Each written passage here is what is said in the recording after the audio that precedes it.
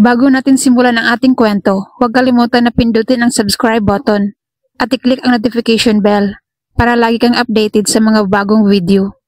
Suportahan niyo rin ang ating channel para mas marami pa tayong maibahaging kwento. Maraming salamat po. Taong 2018, nang maanyayahan ako ng isang kaklase kong si Enzo na pumunta sa probinsya sa Quezon. Kasama raw naming pupunta ang ilan pa naming kaibigan. Summer vacation noon at wala naman akong masyadong ginagawa sa Maynila, kaya pumayag agad ako. Pre, doon tayo sa bahay ng lolo at lola ko, malapit sa dagat. Ang daming kwento doon, mga alamat at kababalaghan. Sigurado ako matutuwa ka. Masiglang alok ni Enzo habang nasa kantin kami noon. Mahilig talaga ako sa mga misteryo, kaya natuwa ako. Ngunit ang hindi ko alam, ang pagiging curious ko ay magiging dahilan ng isang karanasang hindi ko malilimutan. 4 kaming umalis mula Cubao. Ako, si Enzo, at si Liza na kabatch namin, pati si Carlo. Nagkita kami sa terminal ng bus ng madaling araw para hindi traffic. Habang nasa biyahe, puro kwentuhan lang kami tungkol sa summer plans. Lumipas ang ilang oras at nang makarating kami sa bayan ni na Enzo, agad kong napansin ang kakaibang tanawin. Tahimik ang lugar, puro niyugan at palayan at malayo sa ingay ng Maynila. Pero mas nakatawag pansin sa akin ay ang dagat na natatanaw mula sa kalsada. Hindi siya ordinaryong dagat, hindi bughaw, kundi tila ba mas madilim ang kulay. Parang asol na hinaluan ng abo at sa malalayong bahagi ay magiging halos itim. Pre, ang dagat nyo, bakit parang ibang kulay? Tanong ko kay Enzo. Ngumiti lang siya ng pilit. Sanay na kami dyan. Sabi nila, itim na alon daw ang tawag dyan. Marami ng alamat tungkol dyan. Bawal kang lumangoy kapag dapit hapon. Napatingin ako kay Carlo at Liza. Pareho rin silang nagtatakang nakatingin sa dagat. Hindi ko alam kung bakit, pero sa unang sulyap ko pa lang, parang may malamig na pakiramdam na gumapang sa batok ko.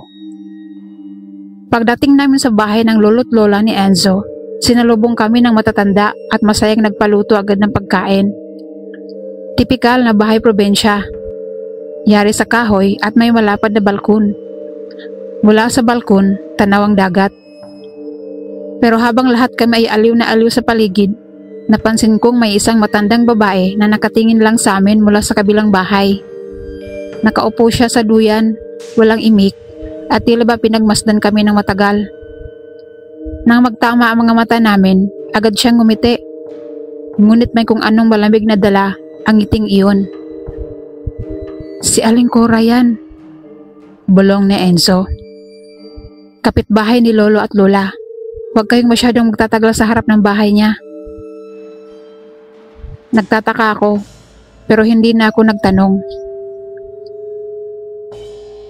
Nang dumating ang gabi, nagyaya sa Enzo na mag-inuman kami sa tabing dagat. Nagdala kami ng kunting alak at naglatag ng banig. Habang tumatawa at nagkakantahan, napansin ko ang mga alon. Hindi siya ordinaryo, walang buwan noon. Pero malinaw kong nakikita ang pag-akyat ng malalaking alon. At parang may mga aninong gumagalaw sa ibabaw nito. Pre, nakikita mo ba yun? Bulong ko kay Carlo. Anong ibig mong sabihin? Sagot niya, medyo lasing na. Yung mga anino, parang may mga tao na lumalakad sa ibabaw ng tubig. Pero nang tumingin ulit ako, wala na. Pinilit kong huwag na lang pansinin, baka guni-guni lang. Ngunit habang lumalalim ang gabi, pakiramdam ko ay palakas ng palakas ang hampas ng mga alon, kahit wala namang bagyo.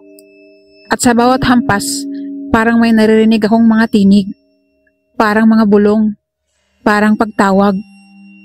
At doon nagsimula ang bangungot na hindi ko na matatakasan. Hindi ako agad nakatulog nung unang gabi namin. Kahit nakahiga na kaming lahat sa silid na inihanda ni Lola, patuloy pa rin akong nakakarinig ng mga alon. Hindi normal ang dangundong nito. Parang malalaking kulog na paulit-ulit na humahampas sa dalampasigan. Pero mas nakakatakot ay ang mga bulong na sumasabay dito. Hindi malinaw ang mga salita pero may tono na parang tinatawag ako. Tila ba isang himig na hindi ko maipaliwanag kung saan nagmumula. Minsan ay parang nasa tabi ko lang. Minsan ay mula sa malayo. At ang pinakakakaiba, ako lang yata ang nakakarinig. Marco! Marco! Napabalikwas ako ng higa. Nanginginig ang buong katawan ko. Tiningnan ko sina Carlo, Liza at Enzo. Mahimbing silang lahat. Wala ni isa ang nagising sa mga narinig ko. Tumayo ako at lumabas sa balkon. Mula roon, tanaw ko ang dagat. At doon ko nakita. May isang babae na nakatayo sa mismong buhanginan. Nakatitig siya diretso sa akin. Mahabang buhok, basang-basang suot na puting bestida. At kahit malayo ay ramdam kong maputla ang kanyang balat. Ang mga mata niya ay tila kumikislap sa dilim. Hindi ko maipaliwanag kung bakit, pero parang gusto kong lumapit. Parang may kung anong puwersa na humihila sa akin pababa. Marco! Muling bulong ng tinig. Nagsisimulan akong bumaba ng hagdan ng balkon nang biglang may humawak sa braso ko. Si Lola pala. Anak, saan ka pupunta? Mahina pero mariin niyang tanong. Lo, may babae po doon sa dagat. Kailangan kong... Hindi pa ako natatapos nang biglang tumalim ang tingin niya sa akin. Walang babae doon. Bumalik ka sa higaan. Huwag kang magpapakita sa dagat kapag gabi. Nanlamig ako. Gusto ko sanang magtanong pa, pero hinilan na niya ako pabalik sa loob. Bago ko tuloy ang naisara ang pinto, muli akong lumingon sa labas. Wala na ang babae. Kinabukasan, habang kumakain kami ng almusal, napansin kong medyo tahimik si Lola. Para bang may iniisip siyang mabigat. Kaya nang makaalis na Enzo at Carlo papunta sa bayan, ako at si Liza ay naiwan.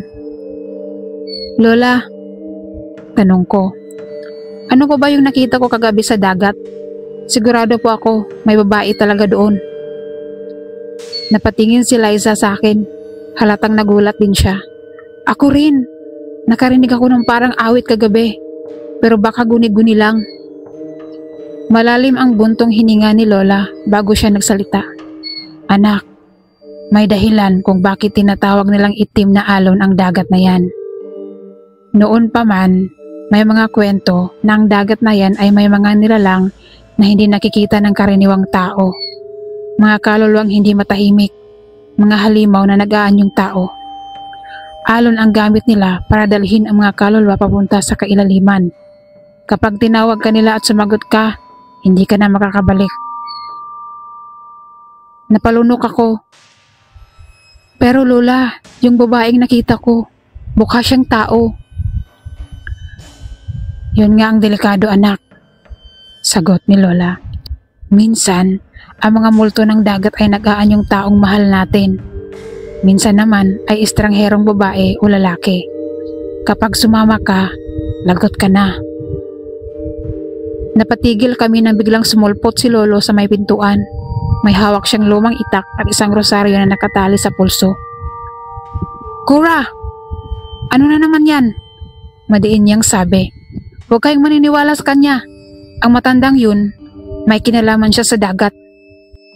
Nagtitigan sina Lolo at Lola. Halatang may tinatago pa silang hindi sinasabi sa amin. Lumipas ang hapon at nagyaya sa Enzo na magtampisaw sa tabing dagat bago lumubog ang araw.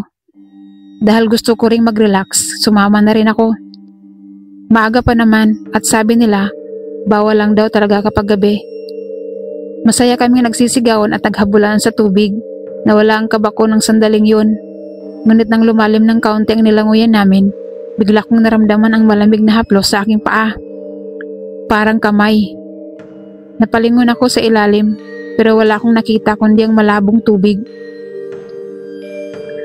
Uy Marco, ang layo mo na! Sigaw ni Liza. Agad akong lumapit pabalik sa kanila. Pilit na pinapawi ang kaba. Pero bago ako tuluyang lumapit, may narinig akong tinig mula sa ilalim ng dagat. Mahina ngunit malinaw. Bumalik ka mamayang gabi. Maghihintay ako. Pagkatapos naming maligo sa dagat, Pinilit kong itago ang kaba na bumabalot sa akin. Baka sabihin ni na Enzo na paranoid lang ako o natatakot sa kwento ni Lola. Pero habang tumatawa sila at nagkukulitan, hindi mawala sa isip ko ang huling tinig na narinig ko. "Bumalik ka mamayang gabi. Maghihintay ako." Parang nakaukit yun sa tenga ko. Paulit-ulit na bumabalik. Sumapit ang hating gabi. Matutulog na sana kami nang biglang umihi si Carlo sa labas. Pagbalik niya, halatang namumutla ang mukha niya. "Pre, may nakita kong babae sa buhanginan. Nakangiti lang siya. Ang creepy." Napatayo agad ako. "Babae? Puting bestida?"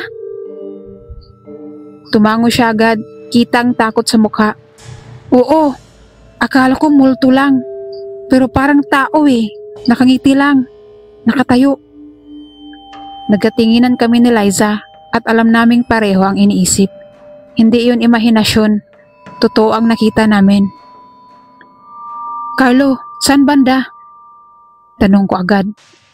"Doon sa kanan, malapit sa may batuhan. Pero nung kumurap ako, nawala siya." Biglang bumukas ang pinto at lumabas si Lolo. "Ano bang pinag-uusapan niyo?" Nagsinungaling si Carlo. "Wala po, Lo. Nagulat lang ako kasi may pusa." Tumitig si Lolo sa amin. Halatang hindi naniniwala. Pero hindi na siya nagtanong. "Matulog na kayo. Huwag na kayong lalabas." Nang magsihiga na ulit kami, mas lalo akong hindi mapakali. Lalo na't naririnig ko na naman ang mga alon. At sa bawat hampas nito, may bulong na sumasabay. "Marco, halika na." Napalunok ako. Pilit akong pumikit pero mas lalo lang lumilinaw ang tinig. Hanggang sa maramdaman kong bumangon ang katawan ko na parang hindi ko kontrolado. Para akong hinihila palabas ng silid. Pagbukas ko ng pinto, bumungad ang malamig na simoy ng hangin. Tanaw ko ang dagat at nandoon nga siya. Ang babaeng basang-basa, nakaputing bestida, nakatayo sa buhanginan. Ngunit ngayon, mas malinaw na ang mukha niya.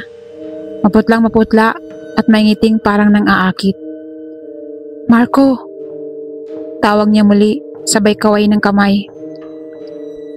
Hindi ko na napansin kung paano ako nakababa ng hagdan. Hindi ko rin narinig kung may tumatawag sa akin. Basta ang alam ko lang, unti-unti akong nilalapit sa kanya. Ngunit bago pa ako tuluyang nakalapit, may humawak sa balikat ko mula sa likod. Si Liza pala. "Marco, anong ginagawa mo?" Bulong niyang galit na galit. Para akong natauhan. Nang lumingon ulit ako sa babae, wala na siya. Tanging alon lang ang naroon. Pareho kaming napaurong. Nang bumalik kami sa loob, nakita naming nakaupo si Lolo sa sala. Hawak-hawak ang rosaryo. Para bang alam niya kung ano ang muntik nang mangyari. "Yan ang sinasabi ko. Huwag kayong lalapit sa dagat sa gabi. Kapag sumagot ka sa tawag nila, hindi ka na makakabalik." Kinabukasan, nagpunta kami sa tindahan para bumili ng pagkain. At doon, muli kong nakita si Aling Cora. Nakaupo sa kanyang duyan, nakangiti lang habang pinagmamasdan ako. Lumapit siya bigla. "Iho, nakita mo na siya, no?" Nanlamig ako. "Po?" Umiling siya. "Huwag mong papansinin. Kapag sumama ka sa kanya, wala ka nang babalikan." "Anong ibig niyo pong sabihin?" Tanong ko. Ngumiti siya ng malamig. "Hindi lang isa ang babaeng yun. Marami sila. Mga kaluluwang dinadala ng itim na alon. At kapag napili ka nila at kahit saan ka magtago, hahanapin at tatawagin ka nila." Hindi ko na alam kung matatakot ba o malilito. Pero isang bagay ang malinaw. Hindi ordinaryo ang dagat na ito. At ako, ang napili nila. Pagbalik namin mula sa tindahan, hindi na mawala sa isip ko ang sinabi ni Aling Cora. Kapag napili ka nila, kahit saan ka magtago, hahanapin at tatawagin ka nila. Para bang may mabigat na tanikala na nakapulupot sa dibdib ko. At sa bawat alaw na naririnig ko, lalo akong kinakabahan. Kinagabihan, nagyaya si Enzo na sumama kaming lahat sa pangingisda ng kanyang pinsan. Gabi iyon, at kahit may kaba, sumama ako. Siguro'y para mapatunayan kung hindi totoo ang lahat. Sumakay kami sa bangkang kahoy at pumalaot ng kaunti. Tahimik ang dagat, tanging tunog ng sagwan at hampas ng tubig ang maririnig. Nagsindi ng lampara ang pinsan ni Enzo at doon kami nagsimulang maghulog ng lambat. Ngunit habang lumilipas ang oras, nakaramdam ako ng kakaiba. Ang tubig sa ilalim ng bangka ay tila ba mas madilim kaysa normal. At mula sa kailaliman, may mga aninong gumagalaw. Hindi isda, kundi parang mga tao. Pre, nakita mo yun? Tanong ko kay Carlo, sabay turo sa ilalim. Sumilip siya, pero umiling. Wala naman, pre. Huwag kang paranoid. Pero sigurado ako sa nakita ko. May mga braso, may mga mukha, nakatingin sa amin mula sa ilalim ng tubig. Maya-maya'y biglang gumalaw ang lambat. Akala namin marami kaming nahuli. Hinila namin ito sabay-sabay, pero hindi isda ang lumitaw. Isa itong lumang damit, puting bestida na may mansa ng putik at asin. Basa pa ito, parang kakababad lang. Kanino to? Sigaw ng pinsan ni Enzo. Nanlaki ang mga mata ko. Yan ang suot ng babaeng nakita ko sa buhanginan. Biglang umalo ng dagat. Malalakas na hampas kahit walang hangin. Parang galit na galit. Nagsigawan kami. Halos matumba ang bangka. Agad naming itinapon pabalik ang bestida at mabilis na nagsagwan pabalik sa pangpang. Habang papalayo kami, rinig na rinig ko ang mga tinig mula sa alon. Mas malinaw na ngayon. Sabay-sabay, parang kuro. Marco! Bumalik ka! Bumalik ka! Pagka-uwi namin, agad akong lumapit kay Lola. Hindi ko na kayang itago ang takot ko. Lo, bakit akong tinatawag nila? Ano ba talagang meron sa dagat na yan? Halos maiyak kong tanong. Tahimik siya sandali bago nagsalita. May sumpa ang dagat na yan, Marco. Noon pa man, may mga nawawala dito. Mga mangingisda, mga bata, kahit mga estranghero. Laging sinasabi ng matatanda na kapag napansin ka ng itim na alon, susundan ka nito hanggang sa mapasama ka sa kanila. Pero bakit ako? Hindi siya sumagot agad. Sa halip ay kinuha niya ang aking kamay at nilagyan ng maliit na rosaryo. Ihanda mo ang sarili mo. May dahilan kung bakit ikaw ang pinili nila. Lalong bumigat ang dibdib ko. Hindi ko alam kung anong ibig niyang sabihin. Pero ramdam kong may mas malalim pa siyang hindi sinasabi. Nang gabing iyon, nagising ako sa lamig. Pagmulat ko ng mata, nasa tabing dagat na ako. Hindi ko alam kung paano ako nakarating doon. At sa harap ko, naroon muli ang babae. Nakangiti, nakatayo sa tubig na parang hindi siya lumulubog. Halika, Marco. Bulong niya, sabay abot ng kamay. Sa likod niya, may iba pang mga anino. Mga babae at lalaking nakasuot ng basang damit. Maputla, walang buhay ang mga mata. Pero lahat sila'y nakatingin sa akin. Bago ko pa alam ang gagawin ko, biglang lumakas ang hampas ng alon at nabalot ako ng malamig na tubig. Para akong hinihila pababa. Nagising akong hingal na hingal, pawisan at nanginginig. Nasa higaan pa rin ako, pero basa ang mga paa ko. Parang galing nga ako sa dagat. Kinabukasan, hindi na ako mapakali. Pilit kong pinapaniwala ang sarili kong bangungot lang ang lahat ng yun. Pero paano ko ipapaliwanag ang basang mga paa ko? Paano ko ipapaliwanag ang bestidang nakuha namin sa lambat? Habang kumakain kami, napansin kong palaging nakatitig sa akin si Aling Cora mula sa kabilang bahay. Nang magkatinginan kami, ngumiti siya. Pero hindi yun ngiti ng isang mabait na matanda. Parang ngiti ng isang taong may alam na lihim. Maya-maya, nagpaalam akong lalabas para magpahangin. Paglabas ko, andun agad siya. nakaupo sa duyan, para bang hinihintay ako. Iho, wika niya. Nagsimula na, hindi mo na matatakasan. Anong ibig niyo pong sabihin? Nanginginig kong tanong. May utang ang pamilya mo sa dagat na yan. Matagal na panahon na, at ikaw ang napiling kabayaran. Halos mabingi ako sa sinabi niya. Ako? Bakit ako? Ngumisi siya. Dahil ikaw ang apo ng taong tumangging mag-alay noon. Ang dagat ay laging bumabalik para kunin ang dapat sa kanya. Tumakbo ako pabalik sa bahay. Halos hindi makahinga sa kaba. Nang makitang lamumutla ako, agad akong tinanong ni Lola. Anong sinabi ni Cora sa'yo? Lo, totoo ba? May kasalanan ng pamilya natin sa dagat? Hindi siya agad nagkasagot. Ngunit sa huli, tumulo ang luha sa kanyang mata. Oo anak, ang tatay ko, ang lolo mo sa tuhod. Siya ang mangingisdang tumangging mag-alay ng isa sa kanyang anak para sa alon. Simula noon, sinumpa ang pamilya natin. At ngayong ikaw ang pinili, wala na tayong magagawa. Nabigla ako. Lo, hindi ako papayag. Hindi ako sasama sa mga nilalang na yun. Hindi ganon kadali, Marco. Sagot ni Lolo na biglang sumulpot, mahigpit ang hawak sa itak.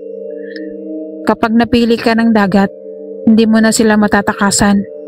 Tanging pananampalataya at lakas ng loob ang makakalaban. Pero kahit na sinabi niya yun, ramdam ko ang bigat ng sitwasyon. Gabi na naman, sinubukan kong manatili sa higaan.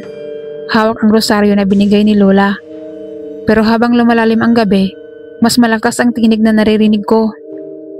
Marco, halika na. Oras na. Hindi ko na nakayanan. Bumangon ako. Kahit anong pilit kong labanan. Parang may kamay na humihila sa katawan ko. Bumukas ang pinto at kitang-kita ko ang babae sa buhanginan. Nakangiti, nakalahad ang kamay. Ngunit hindi lang siya mag-isa. Nasa paligid niya ang maraming kaluluwa. Mga lalaki at babaeng halatang nalunod. Mga matay walang buhay. Mga katawan ay nangangalumata. Lahat sila nakatingin sa akin. Nang lumapit ako ng kaunti, bigla kong naramdaman ang kamay ni Liza sa balikat ko. Marco! Huwag kang lalapit! Sigaw niya. Nang lumingon ako, namumugto ang kanyang mga mata. Hindi mo alam, pero simula kahapon, nakikita ko na rin sila. Hindi lang ikaw ang nakikita nila, pati ako. Napabuntong hininga ako. Kung pati siya'y nadadamay, mas malaki ang gulo. Biglang humampas ang alon, mas malakas kaysa dati. Tumalsik ang tubig hanggang sa may balkon. Ang mga tinig ay nagsabay-sabay. Marco! Sumama ka sa amin! Nang sumilip ako sa buhanginan, wala na ang babae. Pero may dalawang anino na gumagapang papunta sa amin. Parang tubig na nagkakawangis ng tao. Agad akong hinila ni Liza papasok. Pero bago pa man namin maisara ang pinto, naramdaman kong may malamig na kamay na humawak sa aking bukong-bukong. Ramdam ko ang malamig na haplos na nakapulupot sa aking bukong-bukong. Para siyang yelong humihigop ng lakas mula sa katawan ko. Hinila ko nito pababa, papalapit sa pintuan. Palabas sa buhanginan. Marco! Sigaw ni Liza, sabay kapit sa aking mga braso. Pilit niya akong pinigilan habang ako'y unti-unting nadadarang sa hatak ng hindi nakikitang nilalang. Biglang dumating si Lolo, dalang itak at rosaryo. Mabilis niyang sinampal ng rosaryo ang aking binti. Sa isang iglap, naglaho ang malamig na kamay at napahandusay ako sa sahig. Lo, ano yun? Hingal kong tanong. Matindi ang titig ni Lolo sa dagat. Mga alagad ang itim na alon. Kapag tuluyan ka nilang nahawakan, wala na makakapigil sa kanila. Mula noon, hindi na ako pinabayaan ni Lolo at Lola. Gabi-gabi, may hawak siyang kandila at dasal habang nakabantay sa amin. Pero kahit ganoon, ramdam kong lumalakas ang puwersa ng dagat. Isang gabi, habang mahimbing ang lahat, bigla akong nagising sa iyak ni Liza. Marco, nanaginip ako. Nakita ko. Nalunod ka. Hindi kita nasagip. Lahat sila, yung mga multo, hinila ka papunta sa kailaliman. Niyakap ko siya. Bangungot lang yun. Hindi nila ako makukuha. Pero sa totoo lang, hindi ako sigurado. Dahil ramdam ko, unti-unti na nilang nabubura ang pagitan ng panaginip at katotohanan. Kinabukasan, kinausap ako ni Lola. Anak, may paraan pa para pigilan sila. Pero delikado.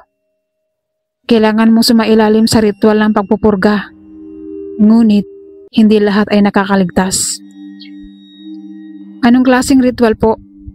Tanong ko. Kailangan mong humarap mismo sa dagat. Hahawakan mo ang isang banal na bagay habang inuusal namin ang dasal. Kung tatanggapin ka ng dagat, mananahimik sila. Pero kung hindi, baka lalo kang mahirapan. Nanlamig ako, pero alam kong wala na akong ibang pagpipilian. Kinagabihan, dinala nila ako sa dalampasigan. May dala silang kandila, insenso at cross na kahoy. Nakaayos ang lahat sa buhanginan. Umupo ako sa gitna habang hawak ang cross. Sa paligid ko, umiikot sina lolo at lola, sabay-sabay na nagdarasal ng matandang orasyon. Sa unay payapa, ngunit na magsimula ang hampas ng malalakas na alon, ramdam ko ang lupa sa ilalim ko na parang gumagalaw. Sa bawat hampas, may sumisigaw na tinig mula sa dagat. Hindi mo kami mamumungko, Marco. Amin ka na.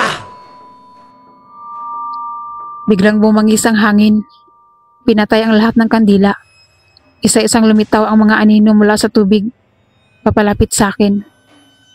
Pinilit kong idiin ang hawak na cross, pero nararamdaman kong bumibigat ang mga kamay ko. Para bang may nakadagan. At sa harap ko, naroon muli ang babae. Basang-basa, maputla, nakangiti. Halika na, Marco. Pagod ka na, hindi ba? Sumama ka na sa amin. Tapos na ang paghihirap mo. Nang lumapit siya, halos mahipo na niya ang aking pisngi. Ang amoy ng alat at bulok na isda ay sumingaw sa hangin. Ngunit bago siya tuluyang makalapit, biglang itinaas ni Lolo ang itak at tinaga ang lupa, sabay sigaw. Sa ngalan ng Diyos, bumalik kayo sa kailaliman! Umuga ang buhanginan. Isang malakas na hampas ng alon ang bumalot sa akin. At pagkatapos, naglaho ang lahat ng anino. Matapos ang ritual, bagsak ako sa buhanginan. Halos mawala ng ulirat. Ngunit naririnig ko pa rin ang mga bulong, mahina ngunit malinaw. Hindi pa tayo tapos, Marco. Hindi pa tayo tapos. Pagkatapos ng ritual, ilang araw kaming nanatili sa bahay ng lolo at lola ni Enzo. Wala akong masyadong lakas. Lagi akong pagod. Laging nanginginig. At halos wala akong ganang kumain. Para bang kahit panandali ang natahimik ang dagat, may bahagi pa ring dinadala mula sa akin. Habang nagpapahinga ako sa balkon, lumapit si Lolo. Dala ang isang kahong kahoy. Binuksan niya ito at inilabas ang isang lumang journal. Marco, panahon na para malaman mo ang buong katotohanan. Aniya. Binuklat niya ang journal at nagsimulang magkwento. Noong panahon ng mga Kastila, ang dagat na yan ay hindi pa tinatawag na itim na alon. Ngunit isang gabi, may barkong lumubog malapit dito. Puno ito ng mga bilanggo at alipin na ikinulong sa ilalim ng barko. Wala ni isang nakaligtas. Mula noon, naging madilim ang tubig at bawat gabi, may mga nawawalang tao. Sabi ng matatanda, ang mga kaluluwa ng nalunod doon ay hindi nakatawid. Naging mga alagad sila ng dagat. At para manatiling malakas, kailangan nilang kumuha ng buhay. Nanlamig ako. Kaya ba may hinihinging alay, Lo? Tumango si Lolo. Oo, ang pamilya natin, isa sa mga unang tumira dito. Ang ninuno mo, tumanggi. Kaya simula noon, isinumpa ang lahi natin. Sa bawat henerasyon, may kukunin ng dagat. Hindi ko na alam kung ano ang mararamdaman ko. Galit, takot o desperasyon. Ang malinaw lang, ako ang napili ngayong henerasyon. Akala ko matapos ang ritual, tahimik na. Pero mali ako. Gabi-gabi, bumabalik ang mga bulong. Mas mahina nga lang, pero mas nakakatakot. Para bang mas tuso. Marco, pagod ka na, hindi ba? Kami ang pahinga mo. Wala ka nang tatakbuhan. Isang hakbang na lang. Kasama ka na namin. Minsan, kahit gising ako, naririnig ko sila. Habang kumakain, habang naliligo, habang nakaupo sa harap ng dagat.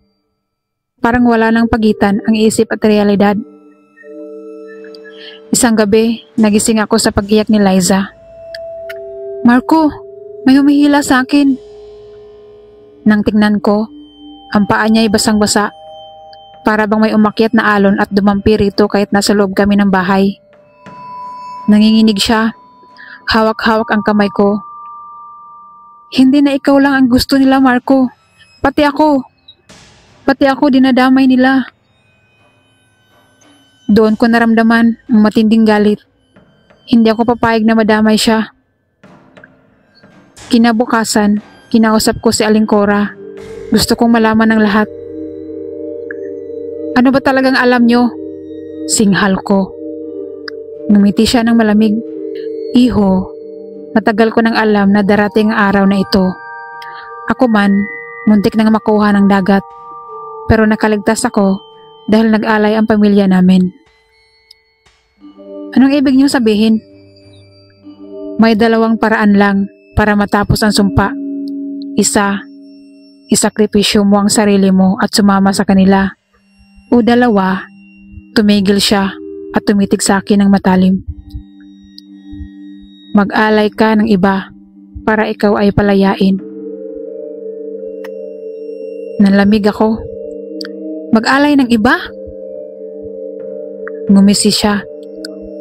Oo, isa lang ang kailangan nila, kapalit mo. Kapalit ng kaluluwa mo. Biglang bumigat ang dibdib ko. Paano kung totoo ang sinasabi niya?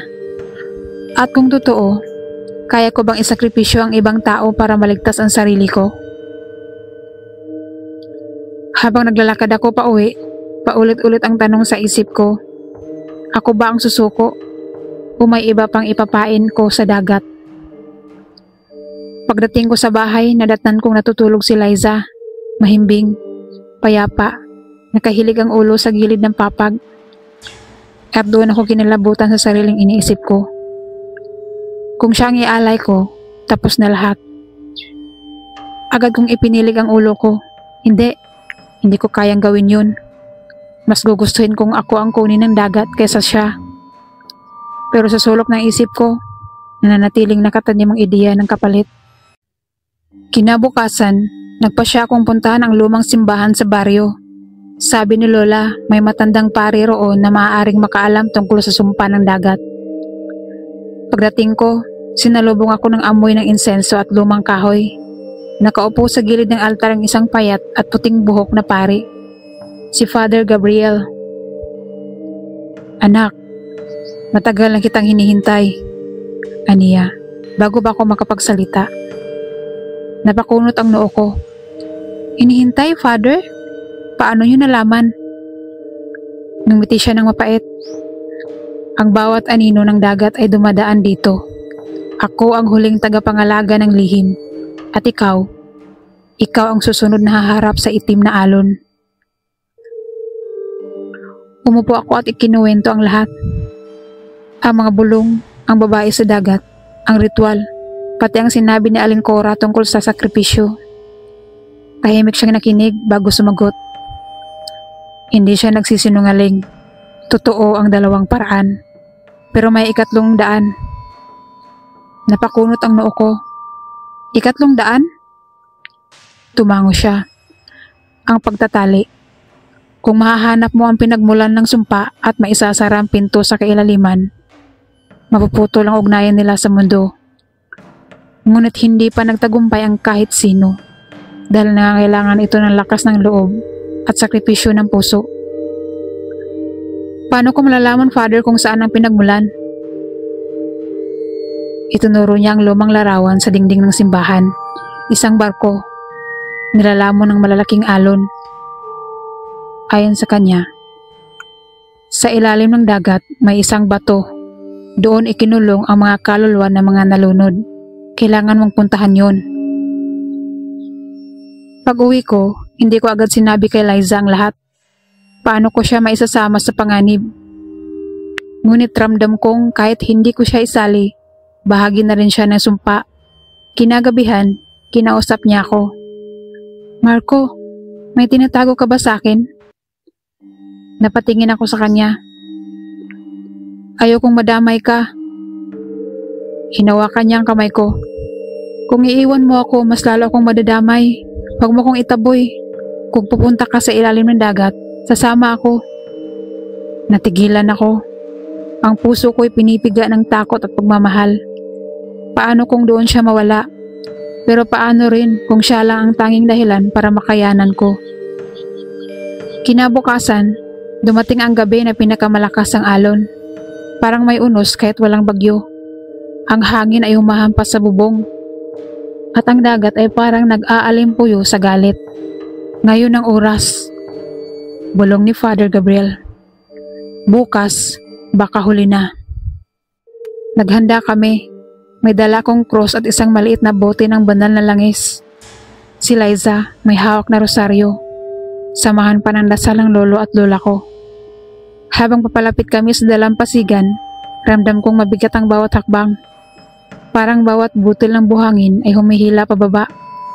At sa harap namin, muling lumitaw ang babae. Basang-basa, mahabang buhok na nakadikit sa kanyang mukha, at ang mga matay tila butas na walang laman.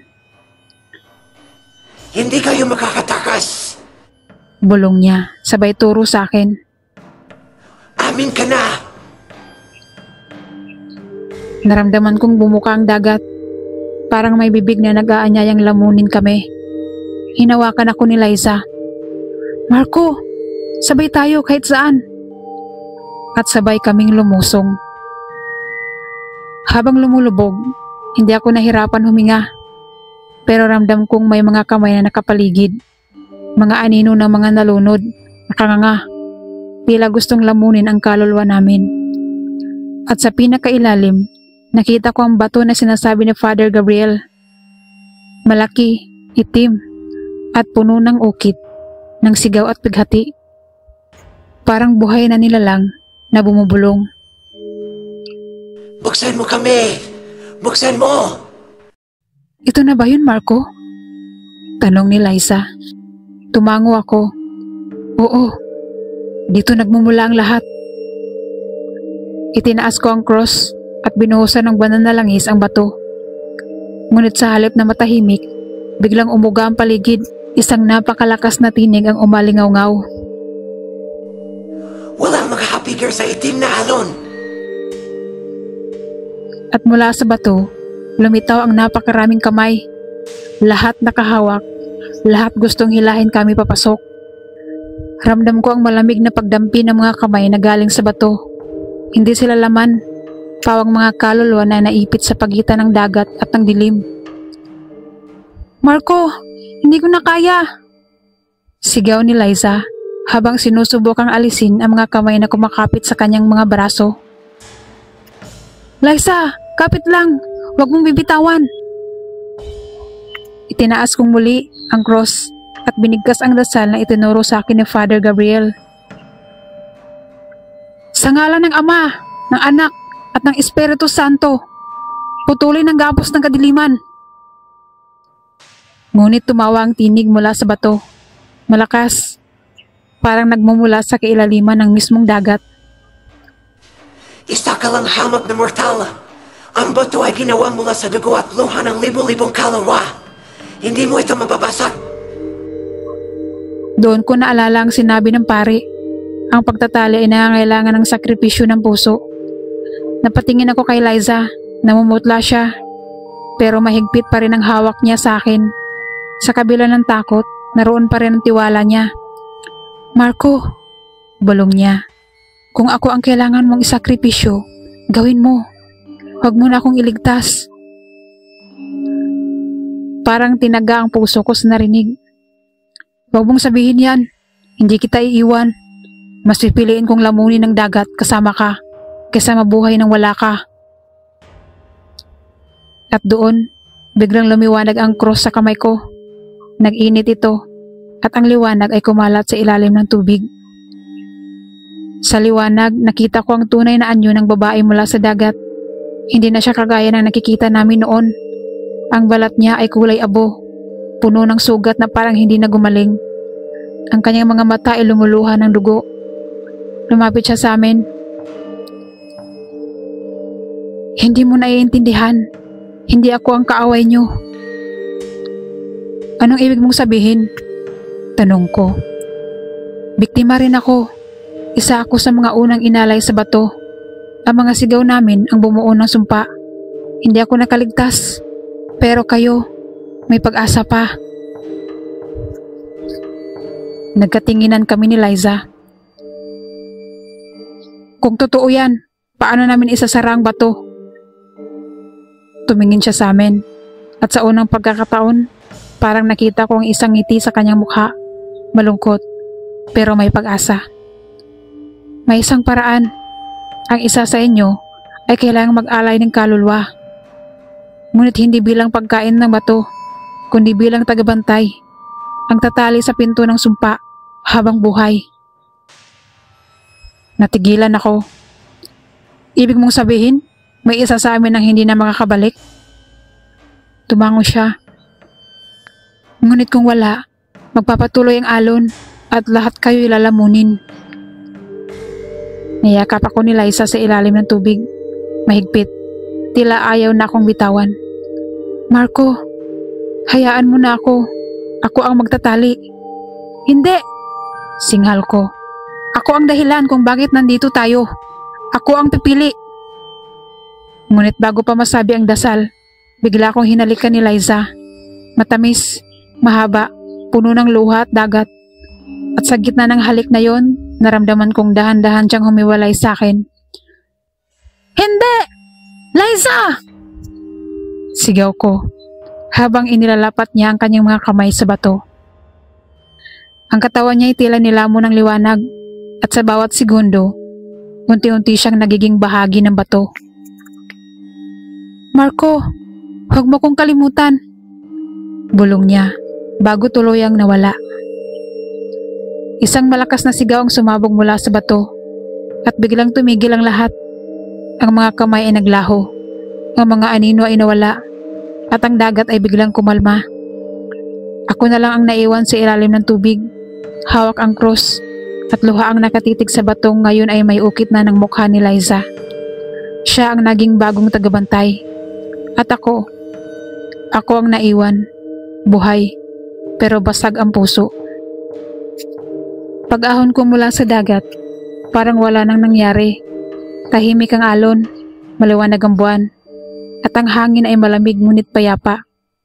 Para bang walang bakas ng lahat ng laban naming pinagdadaanan. Pero sa dibdib ko, may malaking kawalan. Liza, mahina kong bulong, habang nanginginig ang mga kamay ko. Hinaplos ko ang dagat na para bang baka bumalik siya mula roon. Ngunit ang sagot lang ay malamig na hampas ng tubig. Nang makabalik ako sa baryo, sinalubong ako ng aking lolo at lola, pati si Father Gabriel. Anak, nakabalik ka, sabi ni lola. Nangingilid ang luha. Nasaan si Liza? Hindi ako makapagsalita. Napaupo ako sa buhangin at napahagulgol. Doon pa lang nila naintindihan. Tahimik si Father Gabriel, ngunit nilapitan niya ako at hinawakan ang balikat ko. Hindi siya nawala, anak. Siya ang naging bagong bantay ng bato. Dahil sa sakripisyo niya, ligtas na ang bayan. Ligtas na ang dagat. Tandaan mo, hindi lahat ng nawawala ay tuluyang nawala. pero hindi yun nakagaan ng bigat sa dibdib ko. Lumipas ang mga buwan, unti-unti nagbalik ang katahimikan sa baryo. Wala nang mga kabataang nalulunod, wala nang biglang nawawala sa dalampasigan, wala nang bulong mula sa dagat. Muling bumalik ang sigla ng mga tao, nagkaroon ng mga bagong bangka, nagsimula muli ang pangingisda, at nagkaroon ng kasayahan sa baryo. Ako naman, nakatulong sa simbahan, tumulong sa mga tao, ngunit sa gabi, hindi pa rin mawala sa isip ko si Liza. Minsan, dumadaan ako sa dalampasigan, tinitingnan ang dagat, at umaasang maririnig ko ang tinig niya. At isang gabi, habang nakaupo ako sa bato malapit sa pampang, narinig ko ang pamilyar na bulong.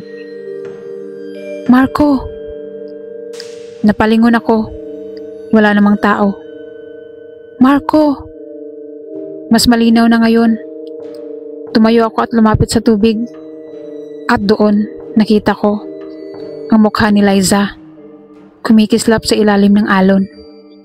Liza! Halos pasigaw kong tanong. Ngumiti siya, malungkot ngunit magaan. Huwag kang malungkot. Ito lang ako.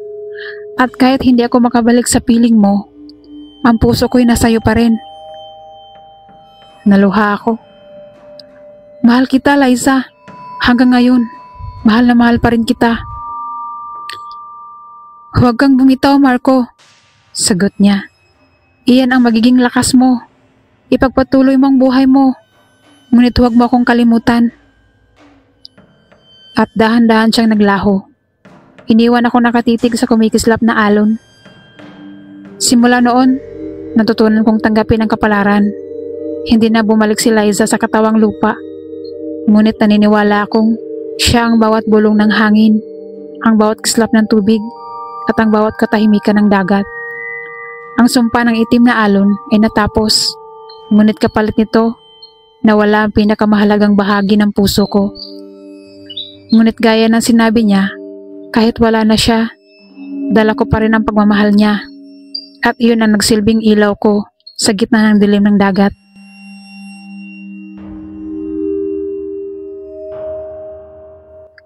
Kung nagustuhan mo ang kwentong to, huwag kalimutang mag-like at mag-subscribe para sa mas marami pang nakakakilabot na kwento. Hanggang sa muli, manatili sa dilim at huwag kalimutang manalangin bago matulog.